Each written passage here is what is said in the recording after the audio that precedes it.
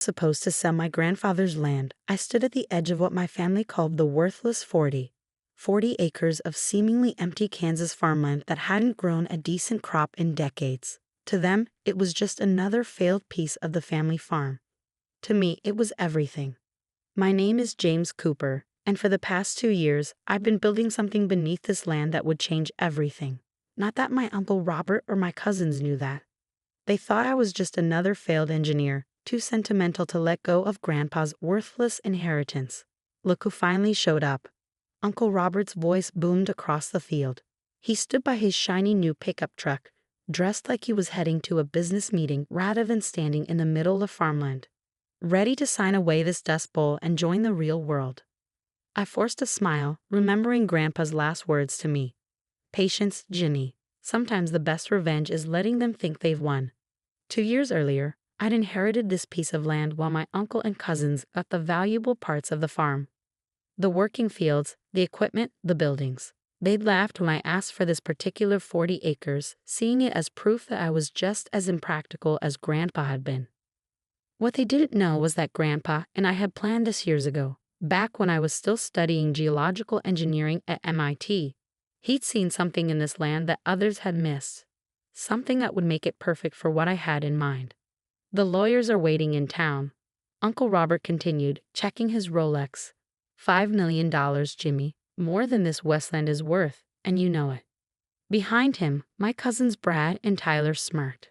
They'd spent the last 2 years trying to pressure me into selling, watching with amusement as I wasted time out here with my surveying equipment and mysterious deliveries. Just need to check one last thing, I said, walking toward what looked like an old storm cellar, the only visible structure on the property. Meet you at the lawyer's office in an hour. Don't try to back out now, Brad warned. We've got buyers ready to move. Major distribution company. They think maybe they can use it for warehouse space. I bit back a laugh. If they only knew what was already under their feet. As their truck pulled away, kicking up dust, I entered the storm cellar and pressed my palm against a hidden scanner. The back wall slid aside silently, revealing a modern elevator.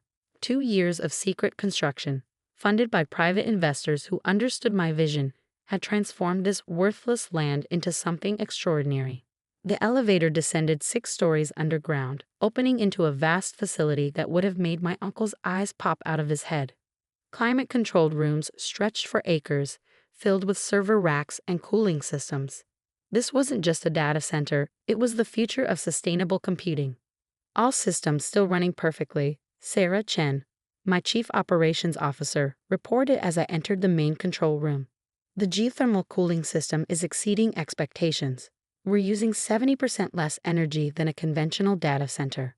I nodded, watching the monitors that showed every aspect of our underground operation.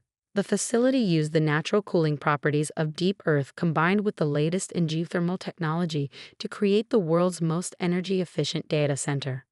Major tech companies were already lining up to rent space, attracted by the combination of security and sustainability. The Department of Defense representatives are on their way, Sarah continued. They're very interested in the security implications of our underground design. Perfect timing, I smiled. How long until the property transfer triggers the public registration? About an hour after you sign. Everything's filed and ready. The moment they record the sale, our permits and licenses become public record. I checked my watch. The lawyers would be waiting, along with my uncle and cousins, eager to finally get their hands on what they thought was worthless land. They had no idea they were about to become the laughingstock of the business world. Has the press release been prepared? Sarah handed me a tablet. Ready to go. Revolutionary underground data center opens in Kansas.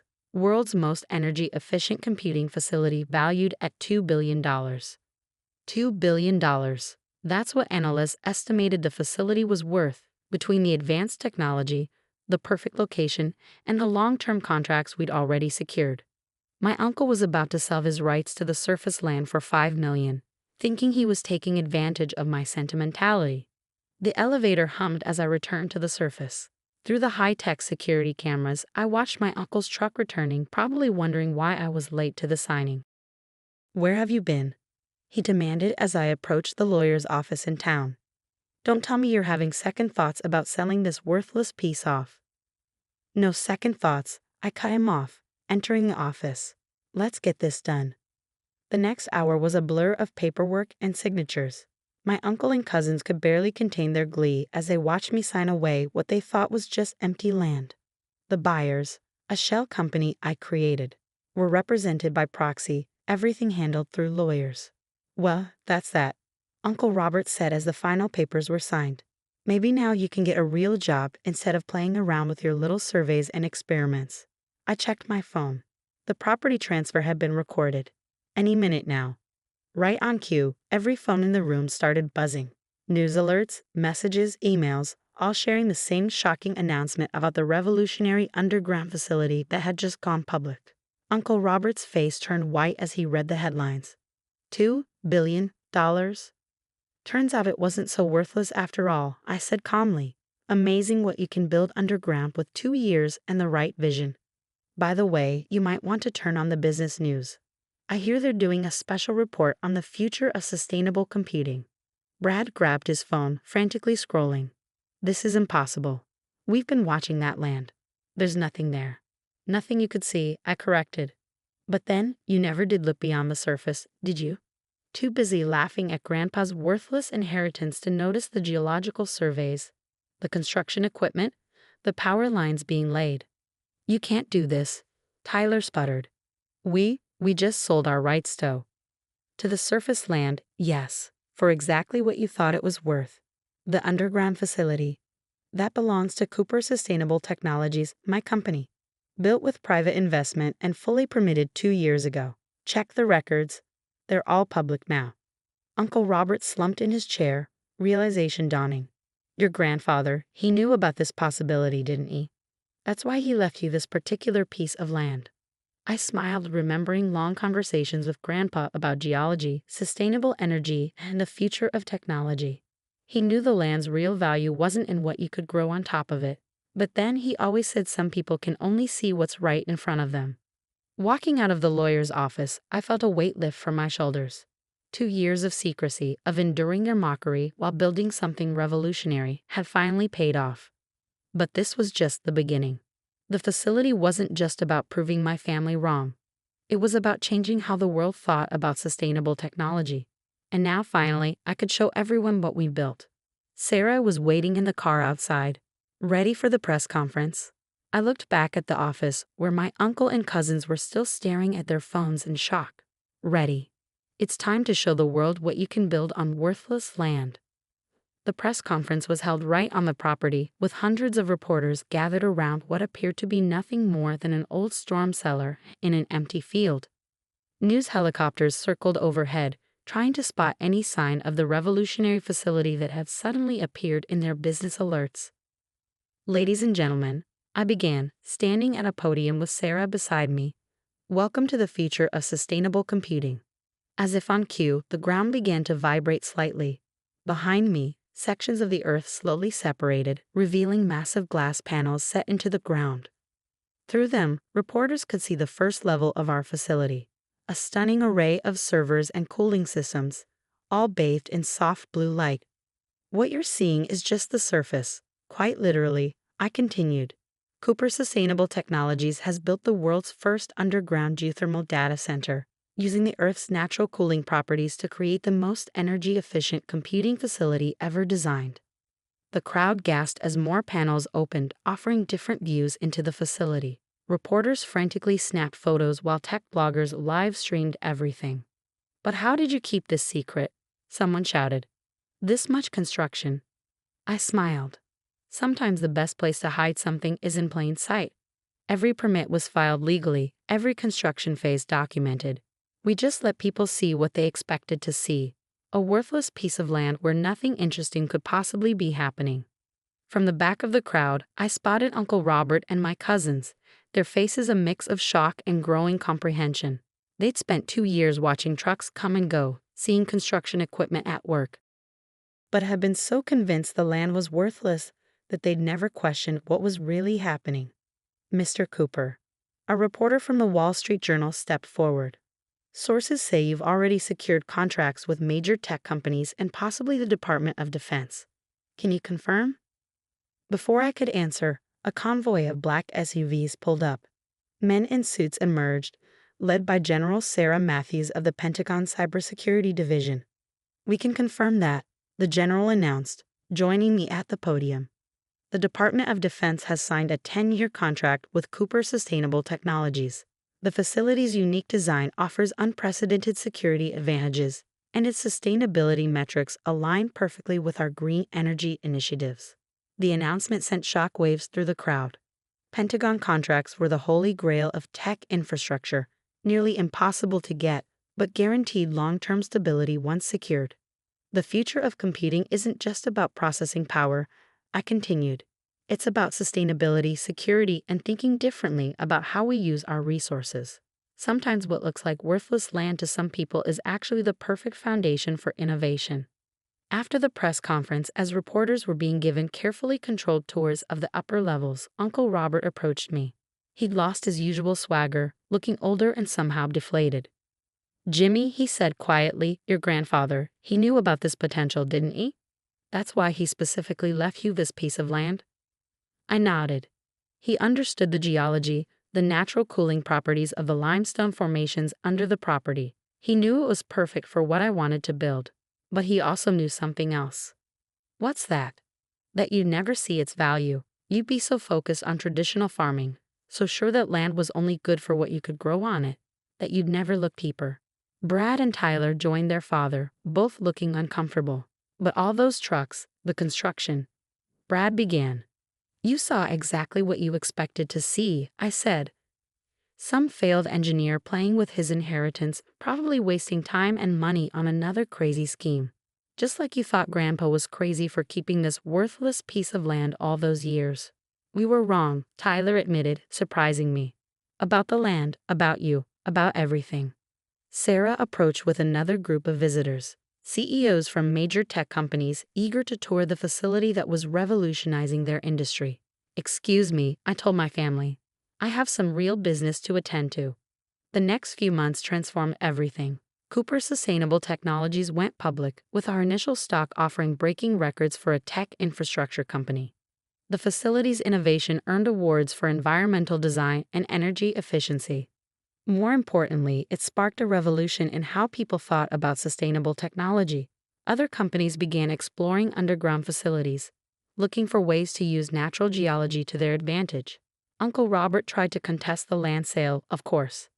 His lawyers argued that he hadn't known of the facility's existence when he sold his surface rights.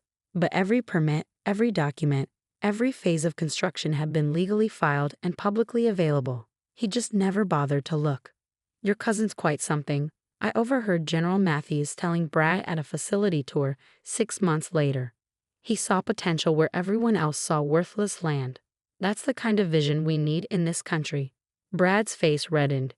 "Yeah, we kind of missed that." The facility expanded over the next year, adding new levels and innovations. We bought surrounding properties, paying fair market value, unlike my uncle's attempted lowball purchase of my land, and built a sustainable technology campus that transformed the region. One afternoon, as I stood in the main control room watching our systems operate at peak efficiency, Sarah brought me a familiar-looking box. "Found this in the old storm cellar," she said. "Thought you might want it." Inside was my grandfather's old geological survey kit, the one he used to first identify the unique properties of this land. With it was a letter I'd never seen before, dated just before his death. "Dear Jimmy, by now you've probably built something amazing on that worthless 40 acres. I knew you would, not just because you understood the science, but because you understood something more important. That true value isn't always visible on the surface. Your uncle and cousins will probably be angry when they realize what they missed. That's natural. But remember what I taught you. Success isn't about proving others wrong. It's about proving yourself right. I left you that land not just because it was perfect for your vision, but because you were the only one who ever looked beyond its surface value. You saw possibilities where others saw limitations. Build something that matters, Jimmy, something that will last. And remember, sometimes the best revenge isn't in rubbing their noses in their mistakes, but in showing them a better way forward. Love, Grandpa." I looked up from the letter to see Uncle Robert standing in the doorway of the control room. He aged in the past year, the family's embarrassment over missing such an obvious opportunity weighing heavily on him. Your grandfather was a smart man, he said softly. I just never understood his kind of smart. Would you like a tour? I offered. A real one this time, not just the parts we show the press. He nodded, and for the next hour, I showed him everything. The innovative cooling systems, the geothermal generators, the security features that had impressed the Pentagon.